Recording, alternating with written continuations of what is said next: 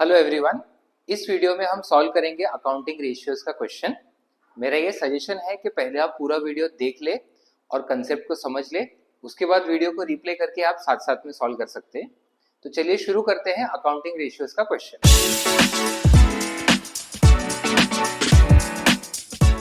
First question पढ़ते हैं।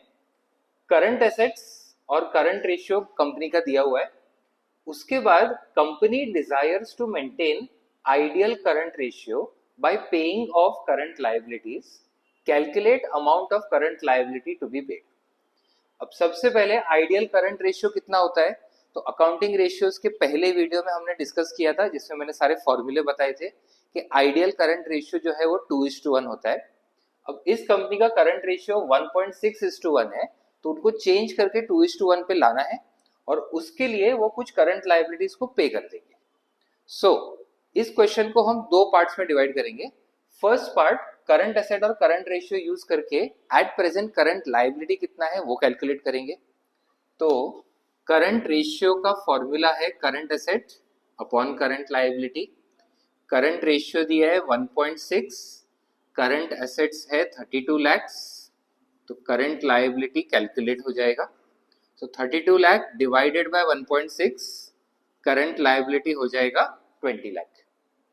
Then अब अगर हम करंट लायबिलिटीज को कुछ पे ऑफ कर रहे हैं, तो उससे हमारे करंट एसेट्स करंट लायबिलिटीज दोनों अफेक्ट होते हैं। करंट लायबिलिटी को पे करने पे करंट लायबिलिटी रिड्यूस हो जाएगा, एंड बिकॉज हम उनको कैश ही पे कर रहे हैं, कैश भी रिड्यूस हो जाएगा, करंट एसेट भी रिड्यूस हो जाएगा। अकॉर्डिंगली न्यू करंट रेशियो हमको चाहिए 2:1। यहाँ पे हम अज्यूम करेंगे let current liability repaid BX। So new current ratio 2:1 कैसे निकलेगा?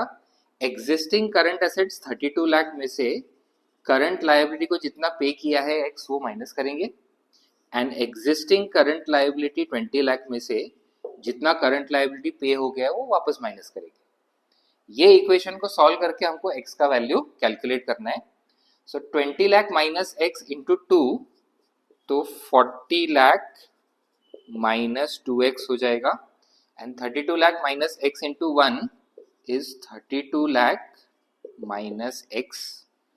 Now 40 minus 32 is 8 lakh, 2x minus x is equals to 8 lakh. So अगर ये कंपनी ने 8 लाख रुपीस के अपने करंट लायबिलिटीज पे कर दिए, तो इनका जो नया करंट रेशियो होगा वो आइडियल रेशियो होगा। चेक कर लेते हैं। एट प्रेजेंट करंट एसेट है 32, इसमें से 8 लाख यूज हो गया तो 24 बचेगा। करंट लायबिलिटी है 20, 8 लाख पे हो गया तो 12 बचेगा। तो 24 अपॉन 12 2:1 आ जाता है। सेकेंड क्वेश्चन पढ़ते हैं।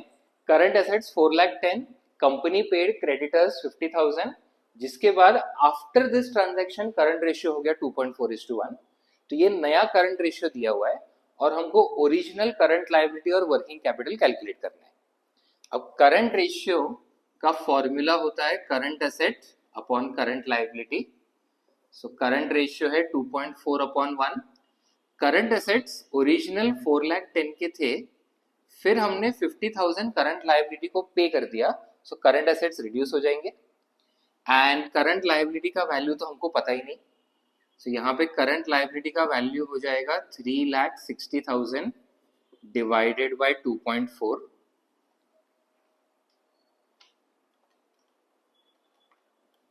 which comes to 1,50,000। सो ये हमारे नए करंट लायबिलिटीज आ गए जो ये ट्रांजैक्शन के बाद थे। अब क्रेडिटर्स को पे करने के पहले जो करंट लायबिलिटीज हमको निकालना है, उसके लिए हमको क्रेडिटर्स इसमें ऐड करना पड़ेगा। सो 50,000 पे करने के बाद अगर 150 बचते हैं, तो ओरिजिनल करंट लायबिलिटी जो था वो ऑब्वियसली 2 लाख रुपीज होगा। सो ये न्यू करंट लायबिलिटीज है, and original current liability is new one plus we add back जितना liability हमने पे कर दिया था, so वो हो गया 2 lakh. so first part calculate हो गया। वर्किंग कैपिटल का फॉर्मूला होता है current asset minus current liability. So original current asset question में दिए 4 lakh 10, and original current liability हमने निकाला है 2 lakh. So original working capital हो जाएगा 2,10,000। Next question, current asset 5 lakh, current ratio दिया है, company wishes to maintain ideal current ratio by acquiring stock on credit. सो ये फर्स्ट क्वेश्चन जैसा ही है, यहाँ पे भी हमको आइडियल रेशियो चाहिए था, बट उसके लिए हम यहाँ पे करंट लायबिलिटीज को पे कर रहे थे। इस क्वेश्चन में आइडियल करंट रेशियो अचीव करने के लिए हमको कुछ स्टॉक परचेज करना है।